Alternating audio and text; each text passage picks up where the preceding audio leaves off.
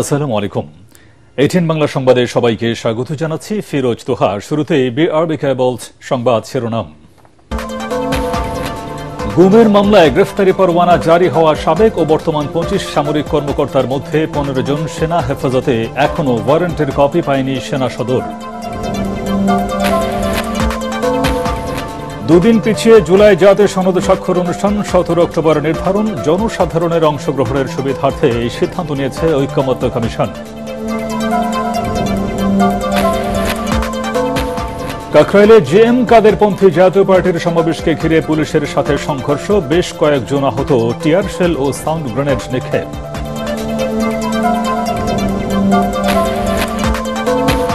PR ইস্যুতে গণভোটের দাবি অযৌক্তিক বলছে বিএনপি। জনমনে বিভ্রান্তি ও রাষ্ট্রীয় অস্থিতিশীলতা তৈরির আশঙ্কা, মানতে নারাজ জামাত।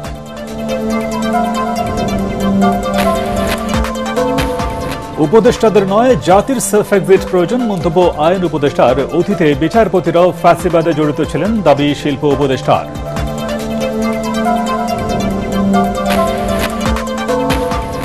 এবং আগামী নির্বাচনের সবচেয়ে বড় চ্যালেঞ্জ নিরাপত্তা। চট্টগ্রামে বললেন সিইসি। ভোটের সংবাদ সংগ্রহের নিমন্ত্রিত আচরণবিধি বাতিলের দাবি গণমাধ্যম কর্মীদের।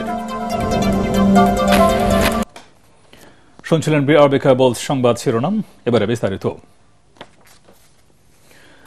গুম সংক্রান্ত মানবতা বিরোধী অপরাধের মামলায় সাবেক ও বর্তমান কর্মকর্তাদের বিরুদ্ধে এখনও গ্রেফতারি পরোয়ানা হাতে পায়নি সেনাবাহিনী। সেনা সদরের এক ব্রিফিংয়ে বাহিনীর adjutant general major general Hakimuzzaman জানান, পরোয়ানা জারি করা ২৫ জনের মধ্যে ১৫ জন সেনা কর্মকর্তাকে ইতোমধ্যে হেফাজতে নেওয়া হয়েছে।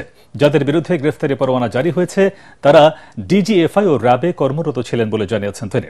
বিস্তারিত জানাচ্ছেন ইয়াসিন রানা। গুম সংক্রান্ত মানবতা বিরোধী অপরাধের মামলায় গত ৮ অক্টোবর সেনাবাহিনীর সাবেক ও বর্তমান ২৫ কর্মকর্তার বিরুদ্ধে গ্রেফতারি পরোয়ানা জারি করে আন্তর্জাতিক অপরাধ ট্রাইব্যুনাল। আওয়ামী সরকারের শাসনামলে টিএফআই ও জেআইসি সেলে গুমের ঘটনায় ২ মামলা এবং জুলাই আন্দোলনে রাজধানীর রামপুরায় গুলি করে ২৮ জনকে হত্যার দায়ে এ পরোয়ানা জারি করা হয়। তাদের মধ্যে সাবেক ৯ জন, এলপিআরে ১ জন এবং কর্মরত ১৫ জন কর্মকর্তা রয়েছেন। ঢাকা সেনানিবাসের অফিসার্স মেসে এ সংক্রান্ত এক ব্রিফিংয়ে বাহিনীর adjutant general major general Hakimuzzaman জানান, ইতিমধ্যে সেনা হেফাজতে রয়েছেন ১৫ জন কর্মকর্তা। ওয়ারেন্ট আমরা এখনো আমাদের হস্তগত হয়নি। ৮ তারিখেই আমরা যেটা করেছি, এই যে অফিসারদের নাম আসছে এর ভিতরে কেউ আছে অবসরপ্রাপ্ত, কেউ আছে এলপিআরে, আর অনেকে আছেন অ্যাক্টিভ সার্ভিসে, এবং তাদেরকে বলা হয়েছে ৯ তারিখের ভিতরে তোমরা সেনা হেফাজত ঢাকা ক্যান্টনমেন্টের এই জায়গাতে তাদেরকে অ্যাটাচ করার জন্য। আমাদের যে ১৫ জন চাকরিরত আছেন, ১৫ জনের মধ্যে একজনকে শুধু মিসিং, বাকি সবাই জয়েন করেছে। মেজর জেনারেল কবির শেষ অবধি পর্যন্ত উনি জয়েন করেননি। গুমের ঘটনায় সেনাবাহিনীর দায় রয়েছে কিনা এমন প্রশ্নের জবাব দেন এই সেনা কর্মকর্তা। আমাদের অফিসার যাদের সংক্রান্ত এই যে ১৫, ১৬, ১৭ জন যাদের কথা বললাম, এই সবগুলো যে ঘটনা যেগুলো বলা হচ্ছে সেগুলো ছিল তারা আইদার র্যাবে ছিল অথবা ডিজিএফআইতে ছিল ইত্যাদি। র্যাব স্বরাষ্ট্র মন্ত্রণালয়ের আন্ডারে, র্যাব আর্মি হেডকোয়ার্টার আন্ডারে নয়। DGFI directly under prime minister office. ডিজিএফআইতে গত ২০০৯, ২০০৭, ১৪, ১৫, ২০ ওই সময় কি ঘটেছিল আর্মি কিভাবে জানবে? And the reporting is not army. গুম কমিশন ও আন্তর্জাতিক অপরাধ ট্রাইব্যুনালকে সর্বাত্মক সহযোগিতা করা হচ্ছে জানিয়ে মেজর জেনারেল হাকিমুজ্জামান বলেন, যে কোনো অপরাধের সুষ্ঠু বিচার চায় সেনাবাহিনী। আমরা কমিশনকে সর্বাত্মক ভাবে আমরা সাহায্য সহযোগিতা এখনো করে যাচ্ছে, এখনো যা চাচ্ছে। ইভেন এটা গত বৃহস্পতিবার দিন পর্যন্ত আমরা কিছু ডকুমেন্ট চেয়েছি, আমরা বৃহস্পতিবার দিন ডকুমেন্ট পাঠিয়েছি। মানে চার্জশিট হওয়ার পরের দিনও একদম স্পষ্ট ভাষায় বলে দিচ্ছে বাংলাদেশ আর্মি জাস্টিসের পক্ষে। আগামী জাতীয় নির্বাচন অবাধ ও নিরপেক্ষ আয়োজনে ৪ গুণ বেশি সেনা সদস্য মাঠে থাকবে বলেও জানান এই সেনা কর্মকর্তা। আমাদের ডিপ্লয়মেন্ট এখন যা আছে তার থেকে বহুলাংশে বৃদ্ধি পাবে, মেবি 3 টাইমস 4 টাইমস। এখন যা আছে তার থেকে প্রায় 3 গুণের কাছাকাছি তো হবেই। আমাদের ফোকাস একটাই, জাতি পুরো ওয়েট করছে একটা খুব ভালো একটা ক্রেডিবল একটা ইলেকশনের জন্য। আমরা আমাদের আপ্রাণ চেষ্টা করবো একটা ক্রেডিবল ইলেকশন যাতে হয়। দেশের কল্যাণে সেনাবাহিনী সব সময় কাজ করে যাবে বলে প্রত্যয় ব্যক্ত করা হয়। Thank you so much. Yasin Rana, ATN Bangla, Dhaka. ব্যবস্থা করে দিও। জুলাই জাতীয় সনদ স্বাক্ষর অনুষ্ঠান দুদিন পিছিয়ে 17 অক্টোবর আয়োজনের সিদ্ধান্ত নিয়েছে অন্তর্বর্তী সরকার। রাষ্ট্রীয় অতিথি ভবন যমুনায় প্রধান উপদেষ্টা ড. মোহাম্মদ ইউনূসের সভাপতিত্বে অনুষ্ঠিত এক বৈঠকে এই সিদ্ধান্ত নিয়েছে জাতীয় ঐকমত্য কমিশন। বৈঠক শেষে কমিশন সহ সভাপতি অধ্যাপক ড. আলী রিয়াজ জানান, ঐতিহাসিক এই মুহূর্তে আগ্রহী জনগণের অংশগ্রহণের সুবিধার্থে অনুষ্ঠানটি শুক্রবার বিকেলে জাতীয় সংসদ ভবনের দক্ষিণ প্লাজায় অনুষ্ঠিত হবে। বৈঠকে জাতীয় ঐকমত্য কমিশনের সদস্য ড. বদিউল আলম মজুমদার, সংস্কৃতি উপদেষ্টা মুস্তফা সরোয়ার ফারুকী ও প্রধান উপদেষ্টার বিশেষ সহকারী মনির হায়দার উপস্থিত ছিলেন।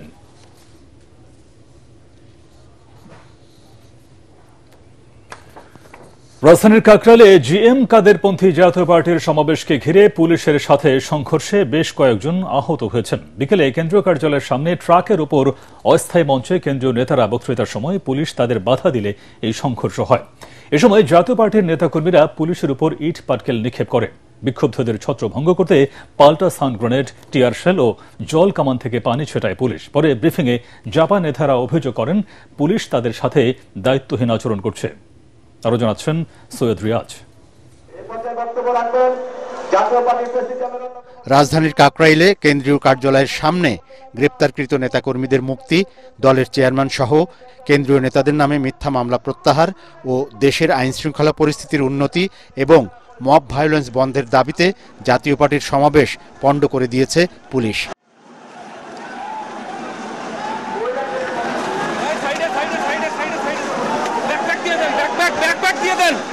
দুপুর 2টার পরে শুরু হওয়া এই সমাবেশ পুলিশ সংক্ষিপ্ত করার আহ্বান জানালে নেতাকর্মীরা তা প্রত্যাখ্যান করে।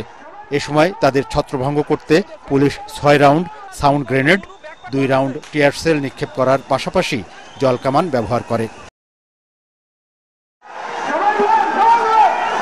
পুলিশ বলছে, সমাবেশের পূর্বানুমতি ছিল না জাতীয় পার্টির। পাশাপাশি জনভোগান্তি সৃষ্টি করে তারা রাস্তায় সমাবেশ করছিল, যাতে এলাকায় বিশৃঙ্খলা সৃষ্টি হওয়ার আশঙ্কা তৈরি হয়। বারবার বলার পরেও যখন শুনে নাই, তখন তো আমাদের আসলে এখানে কিছু করার ছিল না। আমরা ডিসপার্স করার জন্য আমরা জাস্ট সাউন্ড গ্রেনেড এবং যে আমরা ওয়াটার ক্যাননটা দিছি, আর অন্য কোনো কিছু করাও হয় না। জাস্ট ওনারা বিভিন্ন দিকে ছড়ায় ছিটে চলে গেছে।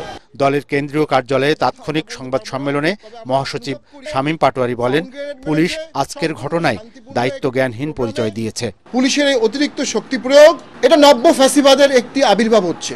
সরকারের আচরণে আগামী জাতীয় নির্বাচন প্রশ্নবিদ্ধ হচ্ছে বলেও এই সংবাদ সম্মেলনে দাবি করেন জাতীয় পার্টির মহাসচিব। সৈয়দ রিয়াজ, এটিএন বাংলা, ঢাকা। পিআর ইস্যুতে গণভোটের দাবি অযৌক্তিক বলে মনে করে বিএনপি। রাজধানীতে এক সেমিনারে দলের স্থায়ী কমিটির সদস্য আমির খসরু মাহমুদ চৌধুরী বলেন, যারা পিআর এর পক্ষে জনগণের ম্যান্ডেট নিয়ে তাদের দাবি প্রতিষ্ঠা করতে হবে। পিআর পদ্ধতি জনমনে বিভ্রান্তি ও রাষ্ট্রীয় অস্থিতিশীলতা তৈরি করবে বলে আশঙ্কা জানান বক্তারা। তবে জামায়াতের দাবি, নির্বাচনে বিশৃঙ্খলা এড়াতে পিআর এর বিকল্প নেই। কামরুজ্জামান রাজীবের রিপোর্ট। কসমস ফাউন্ডেশন এবং সংবাদ সংস্থা ইউএনবি আয়োজিত এই সেমিনারে অংশ নেন বিএনপি, জামায়াতে ইসলামী সহ বিভিন্ন রাজনৈতিক দলের নেতা ও নির্বাচন বিশেষজ্ঞরা। এতে বক্তারা পিআর পদ্ধতির নানা দিক তুলে ধরে বলেন, এর সবচেয়ে ক্ষতিকর দিক হলো সংখ্যাগরিষ্ঠতা পেলেও একটি দল সরকার গঠন করতে পারবে না। এতে করে রাষ্ট্রের সৃষ্টি হবে স্থায়ী অস্থিতিশীলতা, প্রাধান্য পাবে উগ্রবাদী দলগুলো। পিআর পদ্ধতি চাপিয়ে দেওয়ার চেষ্টার পেছনে ভিন্ন উদ্দেশ্য আছে বলেও মন্তব্য করেন কেউ কেউ। যারা পিআর এর কথা বলছেন, তারা এর যে অন্যান্য দিক কোনো আলোচনাই নাই এসব ব্যাপারে। ওই যে বলে না, সস্তায় বাজিমাত করা, তো সস্তায় বাজিমাত করার একটা তৎপরতা, এটা আমরা লক্ষ্য করেছি। কোনো মানুষ পিআর বোঝে না। যারা ভোট দেবে, আমি আমার এলাকায় জিজ্ঞেস করেছি পিআর বোঝেন, লোকজন ঝুলঝুল করে তাকিয়ে থাকে, বুঝতে পারে না।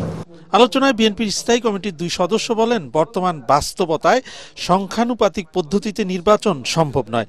অন্যদিকে জামায়াত নেতা হামিদুর রহমান আজাদের দাবি, একমাত্র পিআর পদ্ধতিতেই সুষ্ঠু ভোট সম্ভব।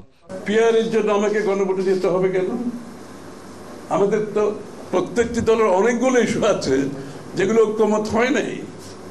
তাহলে ওই যদি গণভোটের প্রক্রিয়া আপনি যেতে চান, আগামী 2 বছর তো আপনাকে গণভোটই করতে হবে, পরিবর্তন করতে হয়। প্রথম দায়িত্ব হচ্ছে আমাদের বর্তমান সংবিধানের আওতায় নির্বাচন করে গণতান্ত্রিক অর্ডারে আমরা আসতে হবে। আগে পিআর করতে গেলে তো তো মানুষ জানবে না যে তার প্রতিনিধি কি, কাকে ভোট দিচ্ছে, কে এমপি হচ্ছে, কিছু বুঝতে পারবে না। এইসব বাংলাদেশের মানুষ এটা গ্রহণ করেনি, করবে না। ক্লিয়ার হলে ফার্স্ট যেটা উপকার হবে, প্রত্যেকটি ভোটের একটা মূল্যায়ন হবে, সে বুঝতে পারে তার একজন প্রতিনিধি পার্লামেন্টে আছে। রিপ্রেজেন্টেশনটা হলে পার্লামেন্টটা সমৃদ্ধ হবে, প্রতিনিধিত্বমূলক হবে, এরপরে পার্লামেন্টটা রিচ হবে, আইন প্রণয়নের জায়গাটা শক্তিশালী হবে। বক্তারা বলেন, ধারাবাহিকভাবে সুষ্ঠু নির্বাচন আয়োজন করতে পারলেই সব সমস্যার সমাধান হবে।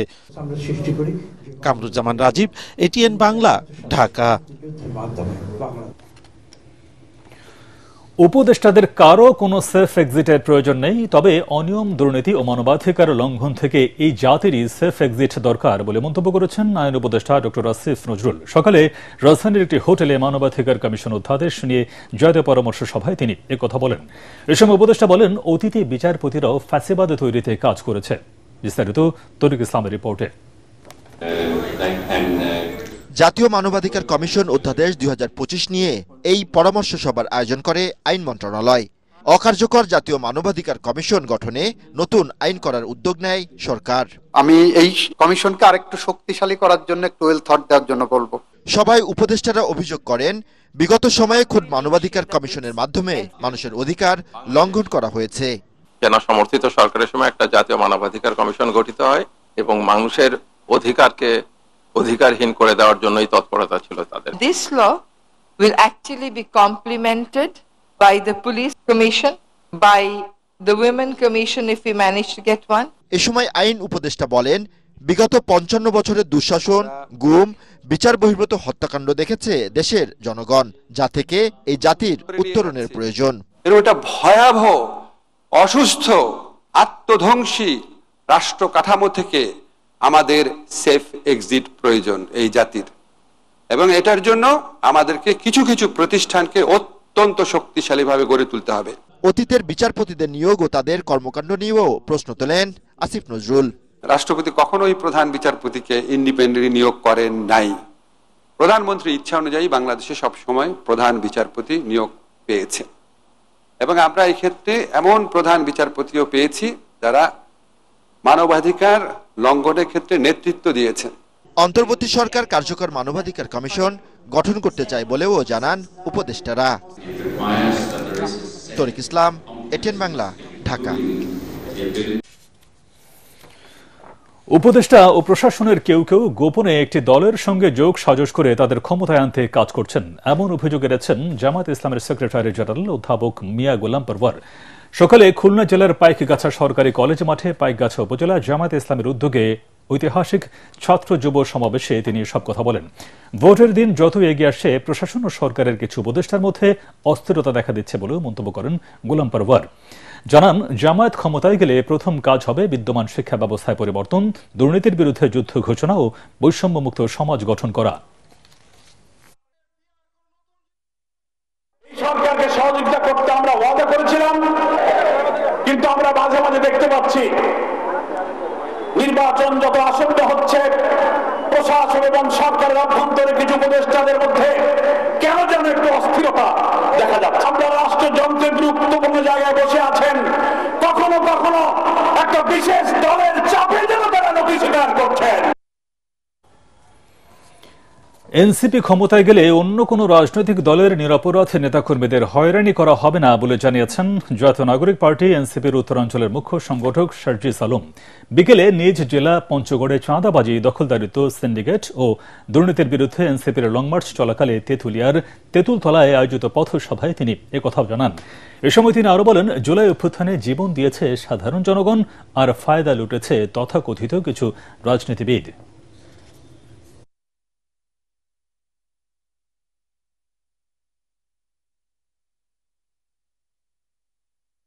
আমরা যদি কোনদিন দায়িত্বে আসি, অন্য কোন রাজনৈতিক দলের কাউকে সে যদি নিরপরাধ হয়, আমরা কোনদিন তাকে হয়রানি করব না। আর কেউ যদি অপরাধী হয়, সে যদি আমার দলেরও হয়, আমরা তাকে শাস্তির আওতায় আনার ব্যবস্থা করব। আমরা এই তেঁতুলিয়া পঞ্চগড়ে কোন চাঁদাবাজ যারা চুরি করে বড় গলায় কথা বলে, তাদেরকে আর বড় গলায় কথা বলতে দিব না। আসন্ন জাতীয় সংসদ নির্বাচনে প্রশাসনিক, আইন ও প্রযুক্তিগত নানা হুমকি থাকলেও নিরাপত্তা ব্যবস্থাপনায় সবচেয়ে কঠিন চ্যালেঞ্জ বলে মনে করছেন প্রধান নির্বাচন কমিশনার এএমএম নাসির উদ্দিন।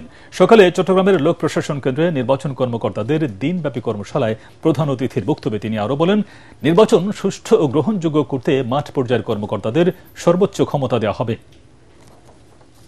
নিরাপত্তার যে চ্যালেঞ্জটা, এটা একটা বিশাল আকারে দেখা দিয়েছে। এইটা মোকাবেলাটা আমাদের জন্য একটা বড় চ্যালেঞ্জ হিসেবে দাঁড়াবে। রিটার্নিং অফিসারের কাছে এবং প্রিসাইডিং অফিসারের কাছে সব ধরনের ক্ষমতা দেওয়া আছে।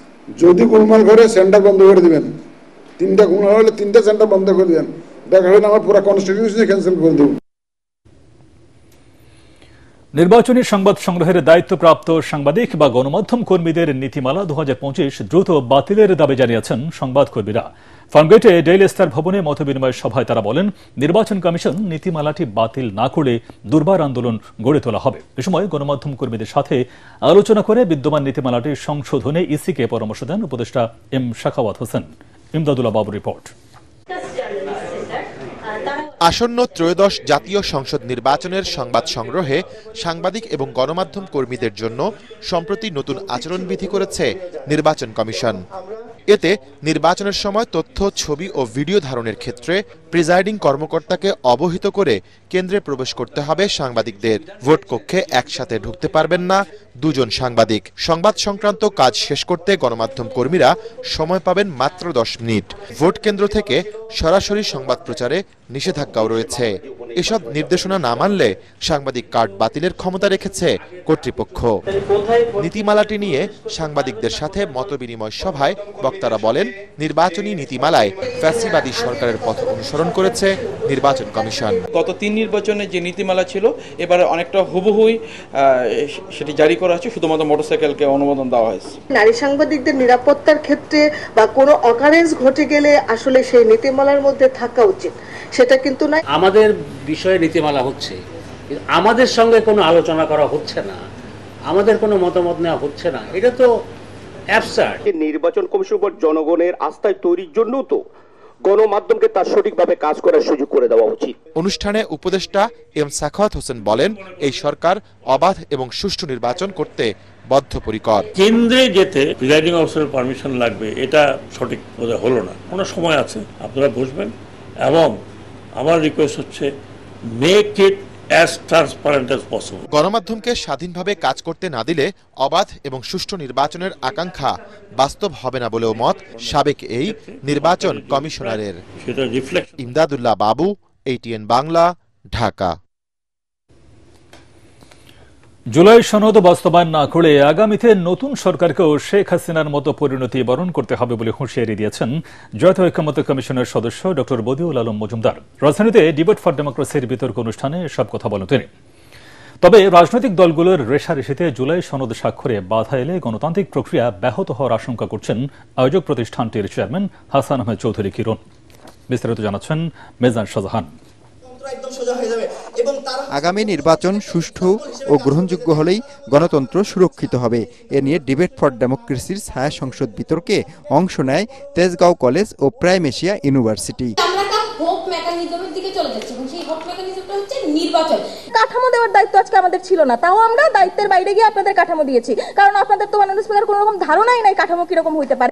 বিতর্কের মূল্যায়ন পর্বে জাতীয় ঐকমত্য কমিশনের সদস্য ও সুজন সম্পাদক ডক্টর বদিউল আলম মজুমদার বলেন, স্বৈরাচারী কাঠামোর সংস্কার না হলে রাজনৈতিক দুর্বৃত্তায়ন ঠেকানো যাবে না। নির্বাচনী অঙ্গন থেকে দুর্বৃত্তায়ন দূর করতে হবে, রাজনৈতিক অঙ্গন থেকে দুর্বৃত্তায়ন দূর করতে হবে।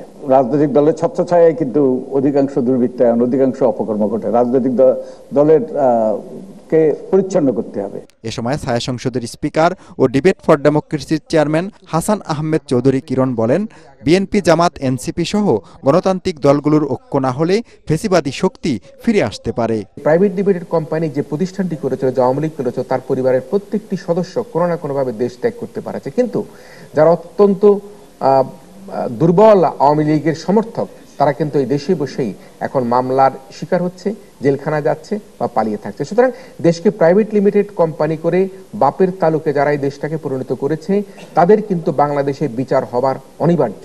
বিরোধী দল দমনে রাষ্ট্রীয় বাহিনীকে ব্যবহার না করতে পরবর্তী নির্বাচিত সরকারের কাছে দাবি জানান তিনি। আর বদিউল আলম মজুমদার বলেন, জুলাই সনদ বাস্তবায়ন না করলে পরিণতি হবে ভয়াবহ। আগামীতে রাষ্ট্র ক্ষমতায় যারা আসবেন, যারা ক্ষমতা যাবার জন্য চেষ্টা করছেন, জনগণকে যারা তাদের নানা রকম ভাবে তাদের ম্যানিফেস্টোর যে বিভিন্ন অংশগুলো যারা বিভিন্ন জনগণের কাছে প্রচার প্রচারণা করছেন, আপনারা আপনাদের কমিটমেন্ট থেকে যদি বিচ্যুত হন তাহলে কিন্তু বাংলাদেশের জনগণ, বাংলাদেশের ছাত্র জনতা আবার কিন্তু 15 বছর অপেক্ষা করবে না। যে কোনো সময় কিন্তু বাংলাদেশে আবারও নতুন কোনো অভ্যুত্থান হবার একটা শঙ্কা রয়ে গেছে। সবাই এই স্বাক্ষরিত জুলাই সনদ বাস্তবায়নের জন্য সর্বশক্তি নিয়োগ করবে। বাস্তবায়ন না করলে, অন্যায় করলে, স্বৈরাচারী পরে হাঁটলে শেখ হাসিনা যে যা ঘটেছে সেই পরিণতি হয়তো ঘটবে। তা আমরা আশা করি যে সেই পরিণতি যেন আর যেন কারো না ঘটে এবং আমাদের রক্তটা যেন সস্তা না হয়ে যায়। বিতর্কে যৌথভাবে বিজয়ী হয় তেজগাঁও কলেজ ও prime Asia university. Mizan Shahjahan, ATN Bangla, Dhaka.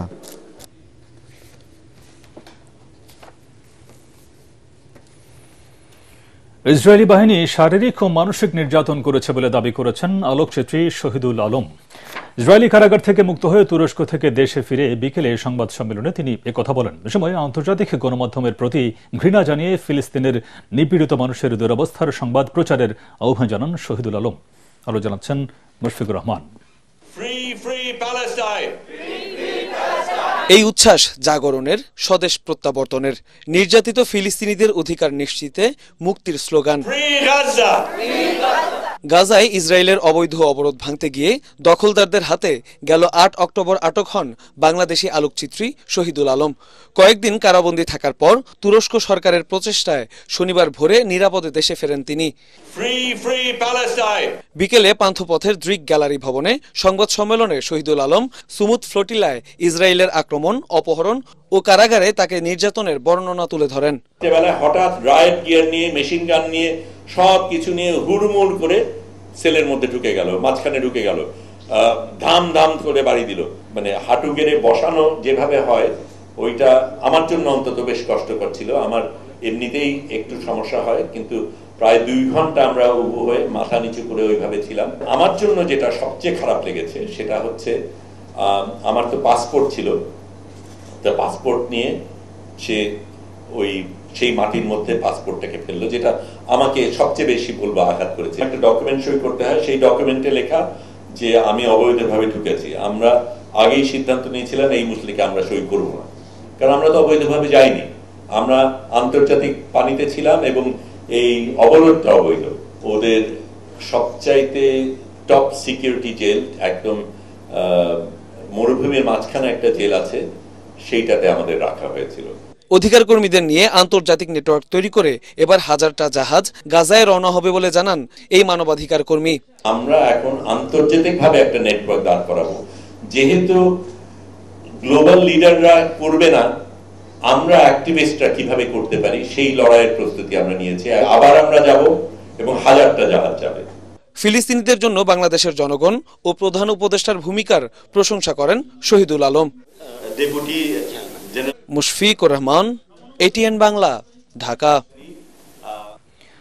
জাতীয় পার্টির চেয়ারম্যান ব্যারিস্টার আনিসুল ইসলাম মাহমুদ বলেছেন, দেশের মানুষ বিশ্বাস করে না ফেব্রুয়ারিতে জাতীয় নির্বাচন হবে। গুলশানের হাওলাদার টাওয়ারে জাতীয় যুব সংহতির কেন্দ্রীয় প্রতিনিধি সভায় প্রধান অতিথির বক্তব্যে তিনি একথা বলেন। তিনি বলেন, প্রধান উপদেষ্টা ও সরকারের উপদেষ্টারা বলছেন ফেব্রুয়ারিতে স্মরণকালের সর্বশ্রেষ্ঠ, গ্রহণযোগ্য, নিরপেক্ষ, অবাধ ও সুষ্ঠু নির্বাচন অনুষ্ঠিত হবে। কিন্তু সরকারের তথ্য উপদেষ্টা নিজেই বলেছেন প্রশাসনের সব পদ বিএনপি জামায়াত ভাগাভাগি করে নিয়েছে, তাই এমন প্রশাসন দিয়ে অবাধ ও নিরপেক্ষ নির্বাচন সম্ভব নয় বলে মন্তব্য করেন আনিসুল ইসলাম মাহমুদ। সভায় সভাপতিত্ব করেন জাতীয় যুব সংহতির আহ্বায়ক ফখরুল হাসান শাহজাদা। প্রধান আলোচক হিসেবে বক্তব্য রাখেন জাতীয় পার্টির মহাসচিব এবিএম রুহুল আমিন হাওলাদার। নির্বাচন আমি দিয়ে দেব পৃথিবীর, আমরা বাংলাদেশের সর্বোৎকৃষ্ট নির্বাচন দেব, এর চেয়ে ভালো নির্বাচন হতে পারবে না মুখে বলা। আমি আগেও বলেছি প্রধান উপদেষ্টা তিনি মানুষকে স্বপ্ন দেখাতে পারেন, কিন্তু স্বপ্নই থেকে যাবে। এটাই আজকে সারা বাংলাদেশে নির্বাচন হবে হবে হবে বলছেন, কিন্তু বাংলাদেশের মানুষ কেউ বিশ্বাস করছে না যে ফেব্রুয়ারিতে নির্বাচন। পূবালী ব্যাংক বাণিজ্য সংবাদ।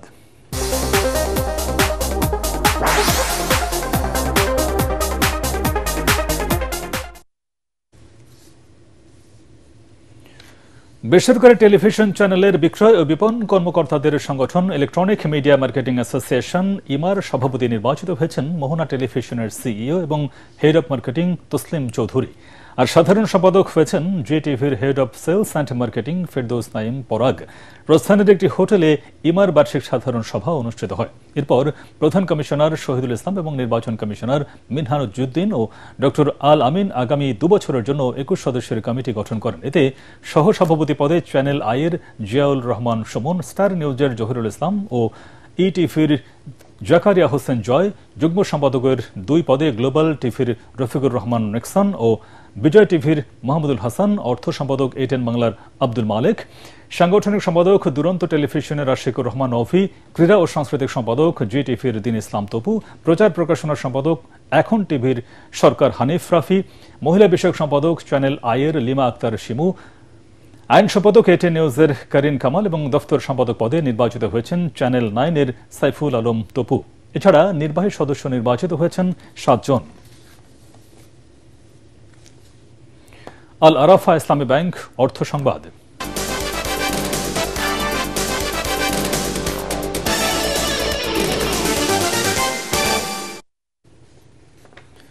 জয়পুরহাটে 4 শতাধিক মানুষকে বিনামূল্যে চক্ষু সেবা দেওয়া হয়েছে। খেতলাল উপজেলার জিয়াপুর উচ্চ বিদ্যালয় মাঠে বিএনপির কেন্দ্রীয় সহ সাংগঠনিক সম্পাদক ওবায়দুর রহমান চন্দনের উদ্যোগে ও মিশন হাসপাতালের সহযোগিতায় এই ক্যাম্পের আয়োজন করা হয়। দিনব্যাপী এই ক্যাম্পে রোগীদের চক্ষু সেবা নিশ্চিতে বিশেষজ্ঞ সহ অন্যান্য চিকিৎসকরা সেবা প্রদান করেন। এ সময় রোগীদের বিনামূল্যে ওষুধ ও চশমা সরবরাহ করা হয়। এমন আয়োজনে খুশি সাধারণ মানুষ।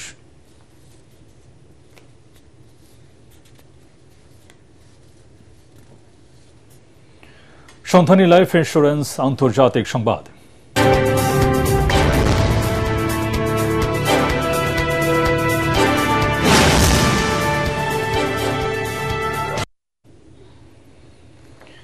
শান্তিতে নোবেল জয়ের পর থেকেই মারিয়া করিনা মাচাদোকে ঘিরে বিতর্ক। যে নেতা দেশের জনগণের স্বাধীনতা খোঁজেন, মার্কিন সেনা অভিযান আর দাসত্বে গাজায় নির্বিচারে গণহত্যাকে দেখেন আত্মরক্ষা হিসেবে, তিনি কিভাবে শান্তির প্রতীক হতে পারেন এমন প্রশ্ন আসছে ঘুরে ফিরে। আর তাই প্রেসিডেন্ট ট্রাম্পকে পেছনে ফেলে পুরস্কার জিতলেও প্রশ্ন উঠছে, এটি কি তার নৈতিক লড়াইয়ের স্বীকৃতি নাকি যুক্তরাষ্ট্র ইসরায়েলের আধিপত্যবাদী নীতির প্রতি আনুগত্যের পুরস্কার? জাহিদুল আলমের রিপোর্টে বিস্তারিত। প্রেসিডেন্ট ট্রাম্পকে পেছনে ফেলে মারিয়া করিনা মাচাদোর শান্তিতে নোবেল জয় আলোচনার চেয়ে বেশি জন্ম দিয়েছে বিতর্ক। নোবেল জয়ের পরেই এই পুরস্কারের জন্য নিজের চেয়ে ট্রাম্পকে বেশি যোগ্য দাবি করে মাচাদোর দেয়া বক্তব্যে হচ্ছে সমালোচনা। person who actually got the Nobel Prize called me and said, I'm accepting this in honor of you because you really deserved it. মারিয়ার অতীত অবস্থান বিশ্লেষণ করলে দেখা যায় তিনি বহুদিন ধরেই যুক্তরাষ্ট্র ও ইসরায়েলের ঘনিষ্ঠ সহযোগী হিসেবে পরিচিত, যার অবস্থান গাজার নিরস্ত্র নিরীহ মানুষের পাশে নয় বরং ইসরায়েলের বোমা বর্ষণকে প্রতিরক্ষা হিসেবে মনে করেন তিনি। We believe that we are in front of an imminent attack by the United States. বিশ্লেষকদের মতে ভেনেজুয়েলার মসনদে বসতে মারিয়ার তীব্র আকাঙ্ক্ষা তাকে আধিপত্যবাদ মার্কিনীদের ঘনিষ্ঠ করে তুলেছে। বর্তমান প্রেসিডেন্ট মাদুরোকে ক্ষমতাচ্যুত করতে দেশটির উপকূলে আমেরিকার সামরিক অভিযান সময়ের দাবি বলে জনগণের কাছে প্রচারণা চালাচ্ছেন এই নারী। যে দেশ ভেনেজুয়েলার উপর টানা অর্থনৈতিক নিষেধাজ্ঞা আরোপ করে যাচ্ছে, সে দেশের প্রেসিডেন্টকেই নোবেল উৎসর্গ করা তার যুক্তরাষ্ট্র প্রীতির নির্লজ্জ উপস্থাপন। নির্যাতিতদের পাশে নয় বরং প্রভাব বিস্তারের রাজনীতি আড়াল করতে মারিয়া মাচাদোর এই নোবেল জয় ঢাল হিসেবে ব্যবহার করা হতে পারে বলে শঙ্কা বোদ্ধাদের। নিজের নোবেল পুরস্কার ট্রাম্পকে উৎসর্গ করা নিয়েও উঠেছে প্রশ্ন। বিশ্বে এখন পর্যন্ত শান্তিতে নোবেল জয় নিয়ে এত বিতর্ক হয়েছে কিনা তা গবেষণার বিষয়। তবে আগ্রাসনবাদী আমেরিকা ইসরায়েল সমর্থক এই নারী আদৌ কি শান্তির বার্তাবাহক, নাকি বিশ্বজুড়ে আধিপত্য আগ্রাসন ছড়িয়ে দিতে হোয়াইট হাউসের নতুন কোনো অস্ত্র, সেই প্রশ্নই আসছে ঘুরে ফিরে। জাহিদুল আলম, এটিএন বাংলা। এবারে খেলার খবর।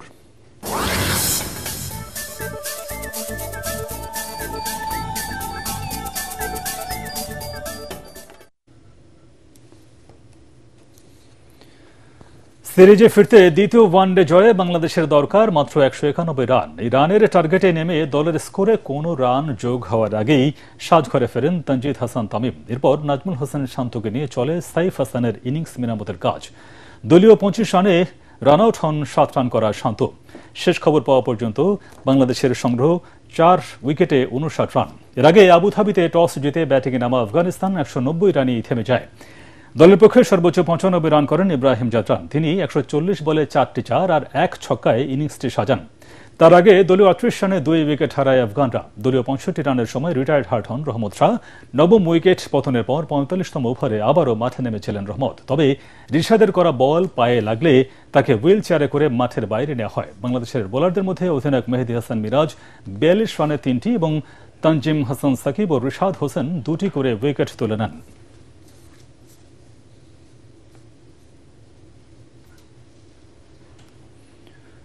ইংলিশ প্রিমিয়ার লিগে খেলা বাংলাদেশি বংশোদ্ভূত মিডফিল্ডার হামজা চৌধুরীকে বাংলাদেশ ফুটবল দলের অধিনায়ক হিসেবে দেখতে চান জাতীয় দলের সাবেক অধিনায়ক আমিনুল হক। জাতীয় প্রেস ক্লাবের 71 বছর পূর্তি উপলক্ষে আয়োজিত ক্রীড়া অনুষ্ঠানমালার উদ্বোধনকালে তিনি কথা বলেন। পরাগারমান জানাচ্ছেন বিস্তারিত। বাংলাদেশের ফুটবলে আপাতত সবচেয়ে বড় তারকা ইংল্যান্ড প্রবাসী হামজা চৌধুরী। ইংলিশ প্রিমিয়ার লিগে খেলা 28 বছর বয়সী এই তারকা মিডফিল্ডার ইতিমধ্যেই নিজের জাত চিনিয়েছেন। বহু কাঠখড় পুড়িয়ে তিনি এখন বাংলাদেশ জাতীয় দলের খেলোয়াড়। জাতীয় দলের হয়ে এখনো পর্যন্ত 3 ম্যাচ খেলে গোল করেছেন একটি। এফসি এশিয়ান কাপের বাছাই পর্বে ঘরের মাঠে হংকংয়ের কাছে 4-3 গোলে হেরেছে লাল সবুজের দল। হামজাকেই জাতীয় দলের অধিনায়ক হিসেবে পেতে চান সাবেক অধিনায়ক আমিনুল হক। আমরা যদি হামজা চৌধুরীকে ভবিষ্যতে ক্যাপ্টেন্সি প্রদান করি তাহলে আমাদের বাংলাদেশ দল আরো অনেক বেশি উজ্জীবিত হবে এবং বাংলাদেশের দর্শকরা উজ্জীবিত হবে। খেলার শেষ মিনিটে গোল হজম করে ম্যাচটিতে পরাজিত হয় হ্যাভিয়ার কাবরেরার দল। মাঠ ভর্তি দর্শক সমর্থকদের চাপ নিতে পারেনি তারা, তাই চাপ কমাতে একজন মনোবিদ নিয়োগেরও কথা জানান আমিনুল। তবে হংকং ব্যর্থতায় কোচের পদত্যাগ বিষয়ে এখনই তেমন কিছু বলতে চাননি তিনি। আমার যে স্ট্র্যাটেজি বা বাংলাদেশ দলের খেলোয়াড়রা হয়তোবা মিলছে না, তাহলে কোচ নিজে থেকেই পদত্যাগ করা উচিত। এর আগে জাতীয় প্রেস ক্লাবের 71 বছর পূর্তি উপলক্ষে আয়োজিত ক্রীড়া অনুষ্ঠানমালার উদ্বোধন করেন প্রধান অতিথি আমিনুল হক। এ সময় জাতীয় প্রেস ক্লাবের সভাপতি কবি হাসান হাফিজ এবং অন্যান্য সদস্যরা উপস্থিত ছিলেন। পরাগারমান, এটিএন বাংলা, ঢাকা। রাজধানীর আর্মি গলফ ক্লাবে শেষ হলো 8ম Anwar Ispat Anwar cement captain cup golf tournament. প্রতিযোগিতায় অবসরপ্রাপ্ত lieutenant colonel M A. Yusuf overall champion, অবসরপ্রাপ্ত air commodore Rashidul Haque veteran winner, Bashir Ahmed senior winner, Salmas Jesmin Siddiqui ladies winner এবং master Arfan Hasan junior winner হয়েছেন।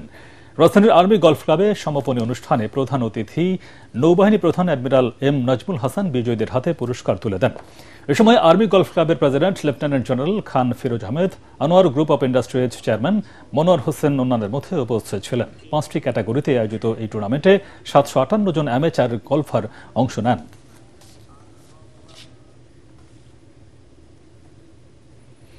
শেষ করার আগে বিআরবি কেবলস সংবাদ শিরোনাম আরেকবার। গুমের মামলায় গ্রেফতারি পরোয়ানা জারি হওয়া সাবেক ও বর্তমান 25 সামরিক কর্মকর্তার মধ্যে 15 জন সেনা হেফাজতে, এখনও ওয়ারেন্টের কপি পায়নি সেনা সদর। দুদিন পিছিয়ে জুলাই জাতীয় সনদ স্বাক্ষর অনুষ্ঠান, 17 অক্টোবর নির্ধারণ। জনসাধারণের অংশগ্রহণের সুবিধার্থে এই সিদ্ধান্ত নিয়েছে ঐকমত্য কমিশন।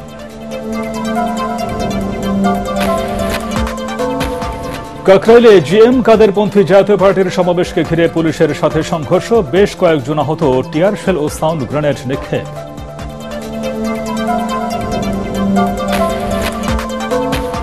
পিআর ইস্যুতে গণভোটের দাবি অযৌক্তিক বলছে বিএনপি, জনমনে বিভ্রান্তি ও রাষ্ট্রীয় অস্থিতিশীলতা তৈরির আশঙ্কা, মানতে নারাজ জামাত।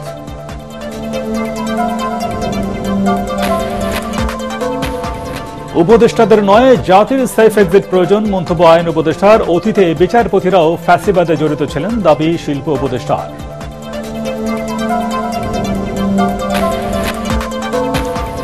এবং আগামী নির্বাচনের সবচেয়ে বড় চ্যালেঞ্জ নিরাপত্তা, চট্টগ্রামে বললেন সিইসি। ভোটের সংবাদ সংগ্রহের নিয়ন্ত্রিত আচরণবিধি বাতিলের দাবি গণমাধ্যম কর্মীদের। পরবর্তী সংবাদ দেখার আমন্ত্রণ জানিয়ে এখনকার মতো শেষ করছি। ATN বাংলা সংবাদ ইউটিউবে দেখে ব্রাউজ করুন, youtube/ATN বাংলা নিউজ। ধন্যবাদ সবাইকে।